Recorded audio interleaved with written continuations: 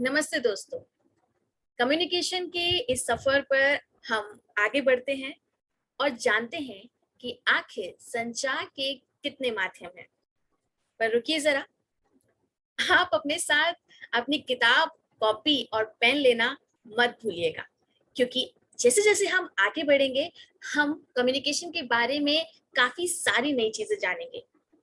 मैं तो तैयार हूँ। क्या आप तैयार हैं? चलिए आगे बढ़ते हैं। संचार के अलग अलग माध्यम होते हैं। एक, जो हम लोग आपस में बात कर रहे हैं, और ये पहले भी कहा गया है कि संचार का ये सबसे प्रसिद्ध और लोकप्रिय माध्यम है। लेकिन इसके अलावा और भी बहुत सारे हैं। आप जानते हैं, फेस टू फेस हर किसी के लिए बात करना आसान हो जाता है। जब भी हम ऐसे नए लोगों से मिलते हैं, तो हम ये प्रेफर करते हैं कि क्यों ना हम इससे आमने सामने ही बात कर लें। इसके बारे में हमने किसी और से सुना था, पर आज सामने से बात करके इनके बारे में और जान लेते हैं और अपने बारे में कुछ ज्यादा और बता पाएंगे।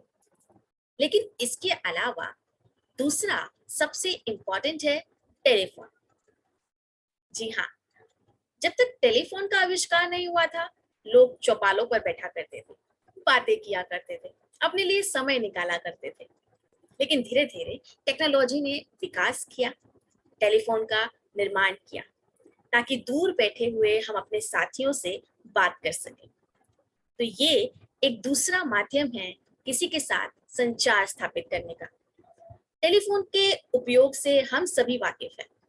हमें एक नंबर मिलाना होता है, जो दूसरे के फोन पर एक बेल बजाता है, और वहां से वो रिसीवर से आपसे बात करने के लिए तैयार हो जाते हैं। ये तारों से जुड़ा हुआ एक कम्युनिकेशन का कनेक्शन है। इसके अलावा हमने देखा कि आजकल मॉडर्न टाइम में हम लोग ईमेल का भी इस्तेमाल करते हैं। लेकिन ध्यान दीजिएगा, फेस टू फेस और फोन पर हम लोग पर्सनल इश्यूज, पर्सनल टॉक्स ज्यादा करते हैं।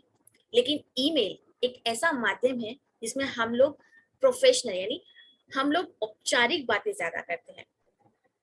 सामने से बात करेंगे तो हमें पॉज कहाँ लेना है, हमें कितना सुनना है, कितना कहना है, ये सब चीजें लिमिटलेस होती है, यानी कि जिसकी कोई सीमा नहीं होती, अनटिल अनलेस आपका समय उतना गवारा हो। यानी कि अगर आपके पास 2 घंटे हैं तो आप सामने बैठे व्यक्ति से बेहद अच्छे से बात कर सकते हैं। लेकिन आपके पास अगर समय नहीं है और आप दूर हैं, तो आप फोन का इस्तेमाल करते हैं, जिसका एक लिमिटेड समय भी हो सकता है। लेकिन ईमेल एक ऐसा माध्यम है जिसमें हम लोग टाइप करते हैं। ईमेल को आप फोन में भी सुन देखते होंगे, और लैपटॉप पर, ज्यादातर लोग लैपटॉप पर ईमेल का इस्तेमाल कर रहे होते हैं। वहां पर आपको लिखकर अपना एक संदेश जो भी है वो भेजना होता है, और इसके सबकी अपनी आईडी बनी होती है। उन्हीं आईडी पर आपको वो मेल भेजना होता है। इसमें आप फोन नंबर्स का इस्तेमाल नहीं करते। अलग अलग ईमेल साइट पर आप लोगों को उसका एक ईमेल का जो भी एड्रेस है वो आपको दिया जाता है। वर्ड्स लिखने होते हैं, लिमिटेड ऑप्शन है, आप बड़े बड़े लेटर्स नहीं लिख सकते हैं। तो इसे हम लोग औपचारिक तरीका बोलते हैं कम्युनिकेशन का। जी हाँ, ये सबसे इम्पोर्टेंट भी है और सबसे पुराना भी। एक और माध्यम, पत्र, यानी कि लेटर्स लिखना। मैं अगर सीक्वेंस को देखूं तो वो शायद गड़बड़ा रहा है, क्योंकि जब हम लोगों ने बातचीत आमने सामने से शुरू की, उसके बाद हम लोगों ने माध्यम चुना खतों को लिखने का। हमारी काफी मूवीज में भी खतों के इम्पोर्टेंस को बहुत अच्छे से बताया गया है।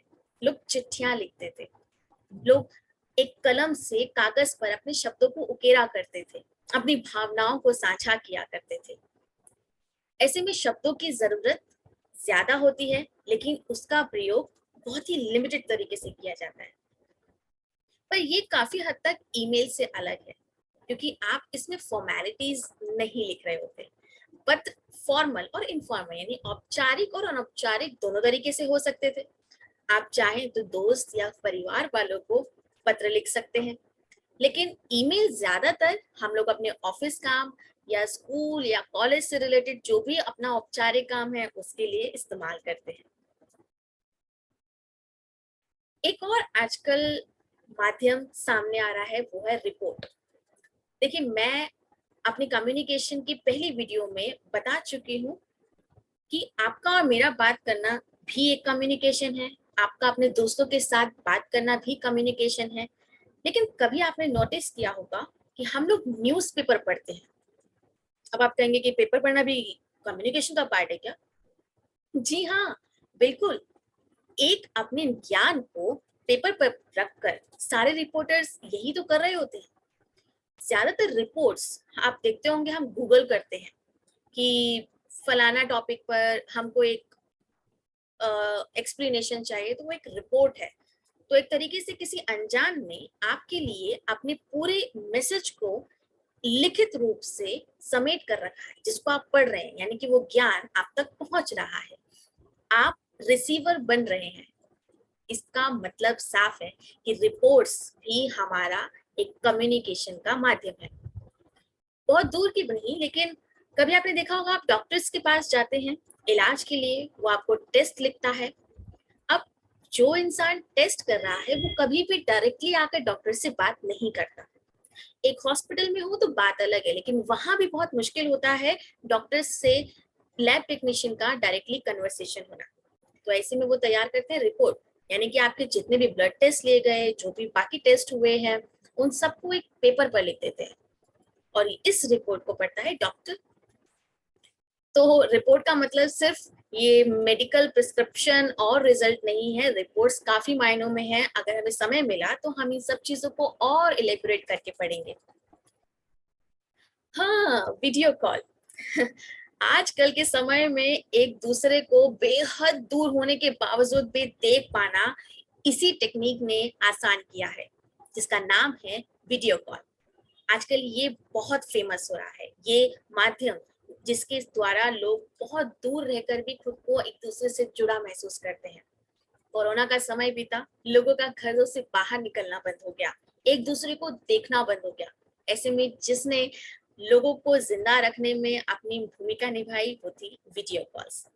कहने का मतलब साफ है कि कम्युनिकेशन का एक बहुत बहुत ही प्रचलित माध्यम वीडियो कॉल्स है, जो आजकल के समय में ज्यादा प्रचलित हो रही है। वीडियो कॉल्स फॉर्मल और इनफॉर्मल दोनों तरीके से हो सकती है। आपने देखा होगा स्कूल, कॉलेजेस, यहाँ तक कि ऑफिस के भी काफी सारे मीटिंग्स को हम लोगों ने वीडियो कॉल्स के थ्रू अटेंड किया।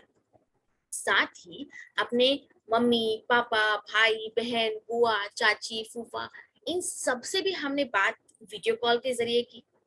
तो ये भी एक कम्युनिकेशन का माध्यम है, जिसमें हम सामने वाले के एक्सप्रेशंस, सामने वाले के मूवमेंट्स देख पा रहे होते हैं। बाकी सब में, जिसमें हम लोग आमने सामने को छोड़कर मेल्स, फोन, टेलीफोन, लेटर, इनमें हम सामने वाले की प्रतिक्रिया को पहचान पाने में और देख पाने में थोड़ा सा विफल होते हैं। लेकिन वीडियो कॉल में आप सामने वाले को बिल्कुल आमने सामने महसूस करते हैं और एक्सप्रेशंस के साथ बात कर पाते हैं। आप ध्यान रखिएगा, यहाँ पर एक वार्निंग है कि हमें कहाँ, कब, किस मीडियम का इस्तेमाल करना है, इस चीज के बारे में बहुत ही ज्यादा क्लियरिटी होनी चाहिए। मैंने जब भी माध्यम को समझाया, मैंने आपको बताया कि हम कहाँ और कैसे इसका इस्तेमाल करते हैं। मैंने दो शब्दों का चयन किया, औपचारिक और अनौपचारिक। इस चीज को ध्यान रखिएगा। कभी भी जब भी आप अपने सीनियर और प्रोफेशन में काम कर रहे हैं, आप उन्हें टेलीफोन पर बहुत ज्यादा एंटरटेन नहीं कीजिएगा, क्योंकि प्रोफेशनलिज्म में, यानी कि औपचारिकता में, सभी सभी के पास समय की कमी होती है। तो हम लोग, मैंने कहा ना कि मेल कम शब्दों में ज्यादा बात कह देने का एक तरीका है, जो कि अच्छा भी लगता है।